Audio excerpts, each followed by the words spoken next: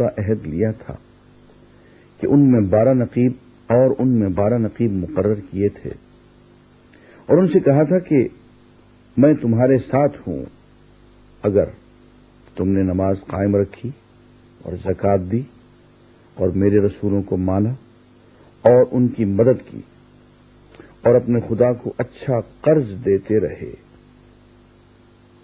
تو یقین رکھو کہ میں تمہاری برائیاں تم سے زائل کر دوں گا اور تم کو ایسے باغوں میں داخل کروں گا جن کے نیچے نہریں بہتی ہوں گی، مگر اس کے بعد جس نے تم میں سے کفر کی روش اختیار کی تو در حقیقت اس نے سوا السبیل گم کر دی، یعنی اعتدال کی راہ گم کر دی۔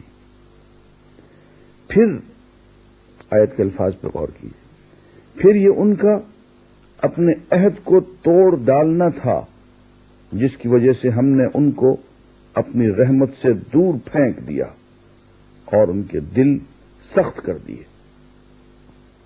ناظرین، اللہ تعالیٰ ایک عہد لیتا ہے یا ہم از خود اپنے تئیں اللہ کے سامنے ایک عہد کرتے ہیں اور اللہ تعالیٰ اس عہد کو قبول کرتا ہے اور اس عہد کے تحت نعمتیں برسا دیتا ہے، لیکن اگر بدقسمتی سے ہم اس عہد پر قائم نہ رہیں تو پھر عذاب کی صورت نازل ہو جاتی ہے۔ میں یہ بات کہتے ہوئے ڈرتا ہوں کہ ہم نے آج سے 45 سال پہلے اللہ سے ایک عہد باندھا تھا۔ پاکستان کا مطلب کیا؟ لا الہ الا اللہ۔ اس عہد پہ کارروائی ہو گئی، ہمیں ملک دے دیا گیا، ایسا ملک جس میں دنیا کی ہر نعمت موجود، لیکن لگتا یوں ہے کہ وقت گزرتے گزرتے ہم نے اس عہد کو توڑ دیا، جس کے نتیجے میں 2 نتائج ہمارے سامنے آنے لگے۔ ایک تو یہ کہ اللہ کی رحمت سے دور پھینک دیے گئے، دوسرے یہ کہ دل سخت ہو گئے۔ اب ہم کسی سے نیکی کی بات کرتے ہیں یا خود قرآن پڑھتے ہیں تو ہمارے دلوں پہ اثر نہیں ہوتا، قرآن پڑھ کے اوروں کو سناتے ہیں تو دل اثر قبول نہیں کرتے، یوں لگتا ہے کہ دل سخت ہو گئے، اور یہ دلوں کا سخت ہو جانا بدعہدی کی وجہ سے ہوتا ہے۔ آگے چل کے اللہ تعالی بنی اسرائیل کا واقعہ بیان فرماتے ہیں کہ یاد کرو جب موسیٰ نے اپنی قوم سے کہا تھا کہ اے میری قوم کے لوگوں، اللہ کی اس نعمت کا خیال کرو جو اس نے تمہیں عطا کی تھی۔ اس نے تمہیں نبی پیدا کیے، تم کو فرما روا بنایا، جعلکم ملوکا، تم کو بادشاہ بنا دیا، پوری قوم کو۔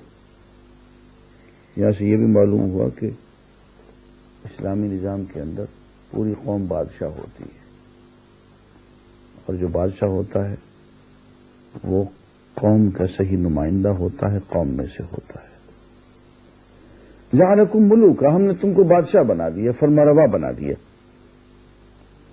اور تم کو وہ کچھ دیا جو دنیا میں کسی کو نہ دیا تھا۔ اے برادران قوم، اس مقدس سرزمین میں داخل ہو جاؤ جو اللہ نے تمہارے لیے لکھ دی ہے، پیچھے نہ ہٹو ورنہ ناکام و نامراد پلٹو گے۔ انہوں نے جواب دیا، اے موسیٰ، وہاں تو بڑے زبردست لوگ رہتے ہیں، ہم وہاں ہرگز نہ جائیں گے جب تک کہ وہ وہاں سے نکل نہ جائیں۔ ہاں، اگر وہ نکل گئے تو ہم داخل ہونے کے لیے تیار ہیں۔ ان ڈرنے والوں میں سے 2 شخص ایسے بھی تھے جن کو اللہ نے اپنی نعمت سے نوازا تھا۔ انہوں نے کہا کہ ان جباروں کے مقابلے میں دروازے کے اندر گھس جاؤ، جب تم اندر پہنچ جاؤ گے تو تم ہی غالب ہوگے، اللہ پر بھروسہ رکھو اگر تم مومن ہو۔ لیکن انہوں نے پھر یہی کہا کہ اے موسیٰ، ہم تو وہاں کبھی نہ جائیں گے، جب تک وہ وہاں موجود ہے. بس تم اور تمہارا رب دونوں جاؤ اور لڑو، ہم تو یہ بیٹھے ہیں. اس پر موسیٰ نے کہا، اے میرے رب، میرے اختیار میں کوئی نہیں سوائے میری اپنی ذات کے اور میرے بھائی کے. بس تو ہمیں ان نافرمان لوگوں سے الگ کر دے. اللہ نے جواب دیا، اچھا تو وہ ملک 40 سال تک ان پر حرام ہے، یہ زمین میں مارے مارے پھریں گے. ان نافرمانوں کی حالت میں ہرگز ترس نہ کھاؤ.